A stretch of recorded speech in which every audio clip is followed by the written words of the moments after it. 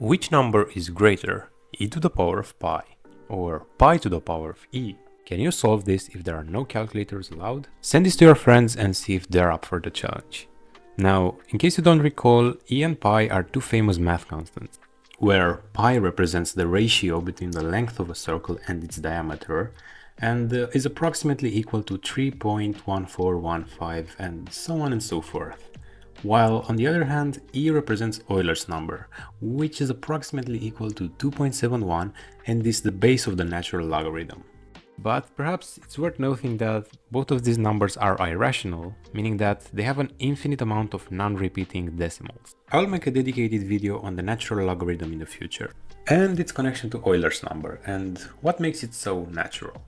After all, it may seem pretty strange why mathematicians use this complicated number as a popular choice of the base of the logarithm.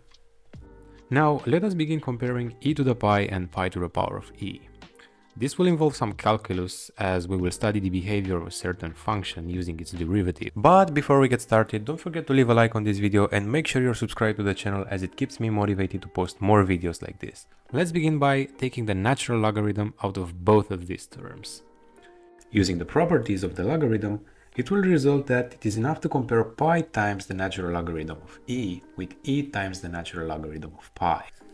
And yes, I am aware that the natural logarithm of e is just 1, but let us leave it like that because it will come as handy in the future.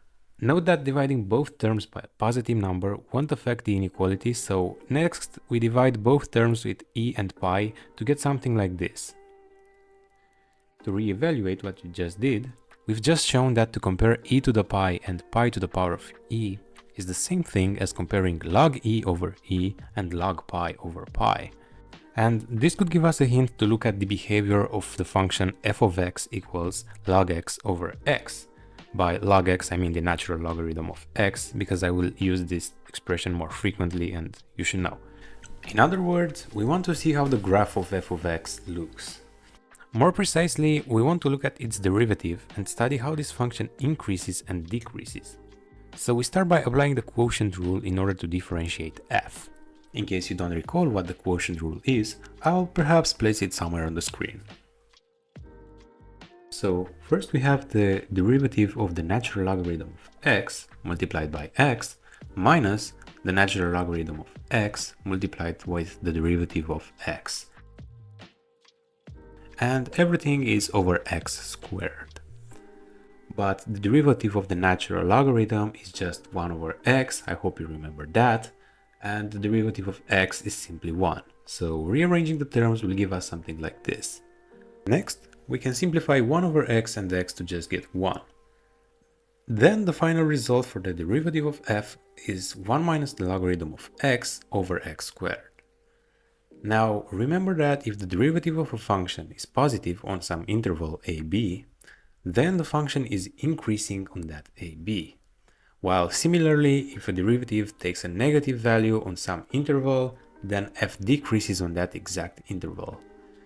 So we want to study the sign of the derivative of f.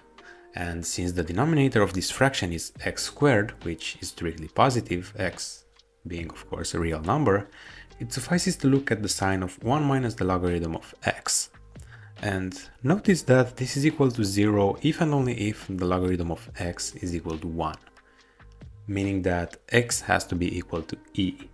So it seems we have found what is called a critical point for the function f. And now we want to show that this point is indeed a maximum point for the function f.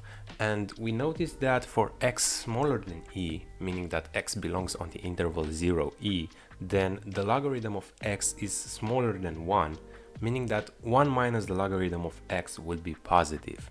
But this would imply that the derivative of f is also positive, and thus the function is increasing on the interval 0e. And we get a graph that looks something like this so far. Next, we notice that if x is bigger than e, then the logarithm of x is greater than 1, meaning that 1 minus the logarithm of x will be negative. And we have found that f is decreasing on the interval e to infinity. And the final graph looks something like this, and thus we can deduce that f of e will be the maximum value of this function, so it is indeed a maximum point for f. So to recap, we have shown that f is increasing up to the point x equals e and then starts decreasing. So x equals e cannot be anything else than a maximum point for the function f. But this means that f takes the biggest value it can take in the point x equals e. Therefore, for any other number, say x equals pi, f of pi will be smaller than f of e, which is almost exactly what we wanted. But now let's circle back to the initial problem and see what we've got. So f of e is bigger than f of pi would mean that log e over e is greater than log pi over pi. But let's multiply both sides with e and pi and we would get something like pi times the logarithm of e is greater than e times the logarithm of pi.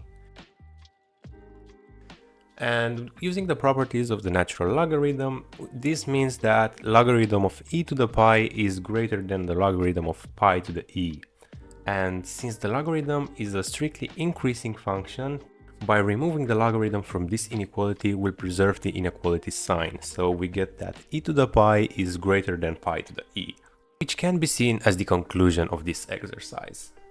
And indeed, checking out with the calculator, it turns out that e to the pi is 23 point something and pi to the e is 22 point, something else, which is strictly smaller than e to the pi.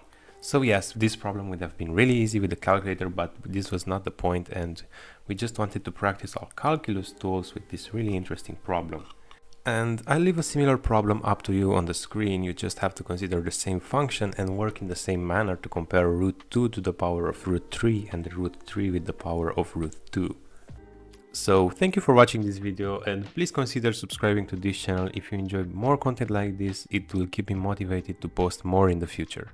Don't forget to leave a like and subscribe and send this to your friends if you thought it was really interesting.